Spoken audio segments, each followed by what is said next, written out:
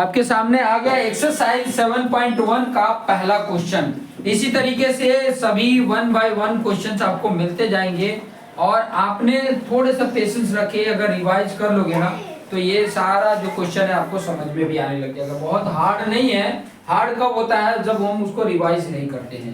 पहले बार में समझ में आ गया तो ऐसा लगता है कि हाँ मुझे आ गया। आ गया कब होगा? जब आप खुद से क्वेश्चन देख के और सॉल्यूशन खुद से कर लेते हो, तब समझना कि आपको फील भी आएगा कि हाँ मुझे आ गया। तो यहाँ पर क्वेश्चन क्या दिया हुआ है? इन क्वाड्रिलेटरल ABCD, ACBD लिखा हुआ ACBD, ठीक है। ऐसे ही होता है, जब ये लिखा होता है ना तो लाइन से ही हमारा ऐसे बनता ही नहीं है।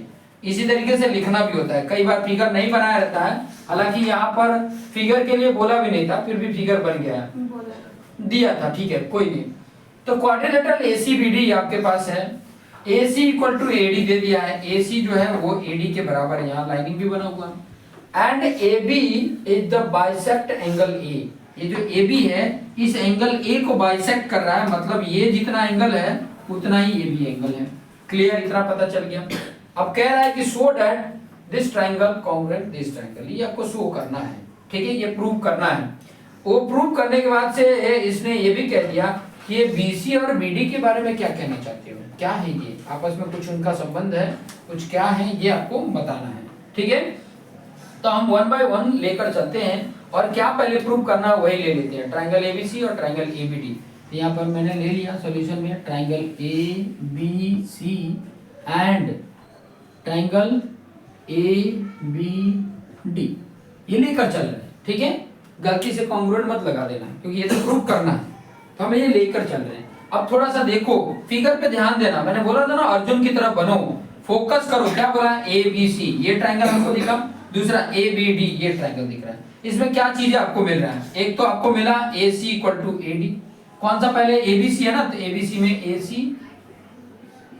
और इस ABD में AD इक्वल है। ये ऑलरेडी क्वेश्चन में बोला है, गिवन है, ठीक है, क्वेश्चन में ऑलरेडी बोला है, ठीक है। दूसरा एक और चीजें दिया हुआ है, CAB और BAD इक्वल है। क्यों? क्योंकि रीजन लिखता हूं मैं यहाँ पर, पहले तो लिख देता हूं CAB जो एंगल है और BAD जो एंगल है, BAD इक्वल है। क्यों? क्योंकि आपको पता है कि AB is bisect angle A। Angle A को बाइसेक्ट कर रहा है। क्या कर रहा है? एंगल A को बाइसेक्ट कर रहा है। हाँ, समझ में आया? ये AB एंगल A को बाइसेक्ट कर रहा है, तो जिसको बाइसेक्ट करता है वो दो इक्वल पार्ट हो जाता है। तो ये दो इक्वल पार्ट है एंगल, तो ये एंगल इस एंगल के इक्वल है, ठीक है। दो चीजें मिल गए, तीसरा एक और चीजें चाहिए। और तीसरा आप देखोगे इन दोनों में एक कॉमन है, AB इक्वल टू AB। और क्या लिखोगे? क्या लिखोगे? Common side. क्या लिखोगे?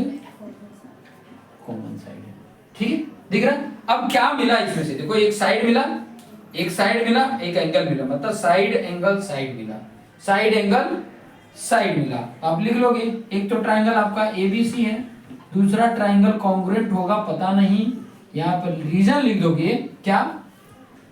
By SAS congruence rule. इस कारण से क्या है ये? अब देखो सेट करना पड़ेगा। यहां पर मैंने देखो एक तो ये साइड था, एक ये साइड है, ठीक है। AB पहले है, AB यहां पर पहले है, ठीक है।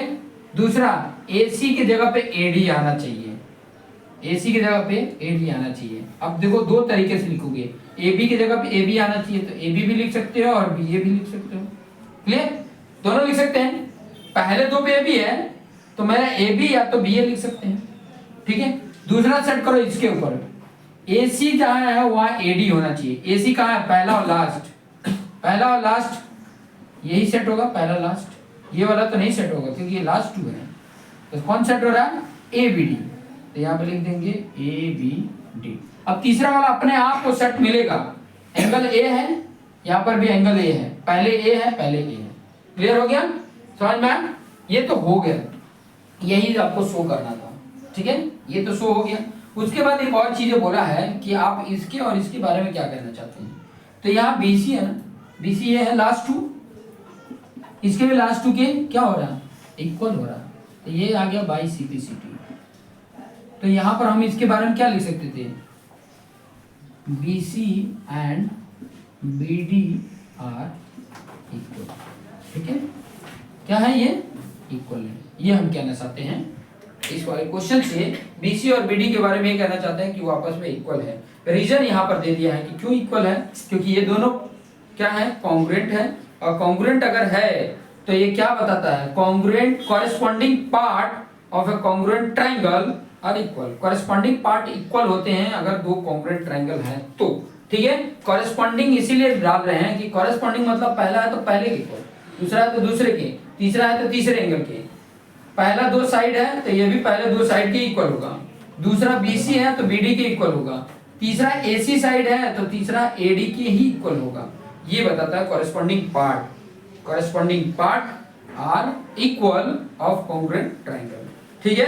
तो ये चीजें था, ये क्वेश्चन नंबर 1 था, इतना ही आपको लिखना था। ऐसे 1 बाय 1 करके सारे क्वेश्चन हम करेंगे। अभी के लिए धन्यवाद।